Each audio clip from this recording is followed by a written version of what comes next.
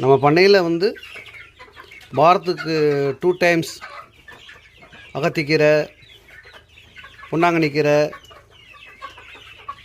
தண்டங்கீரை இந்த மாதிரி கீரைகள் ஐட்டங்கள்லாம் போடுவோம். வீக்லி ஒரு 2 டைம்ஸ் வந்து வெஜிடபிள்ஸ் போடுவோம். அப்புறம் கம்பு, சோளம் இந்த மாதிரி ஐட்டங்கள் தான் நம்ம மேக்ஸிமம் போடுறது நம்ம கோழிகளுக்கு.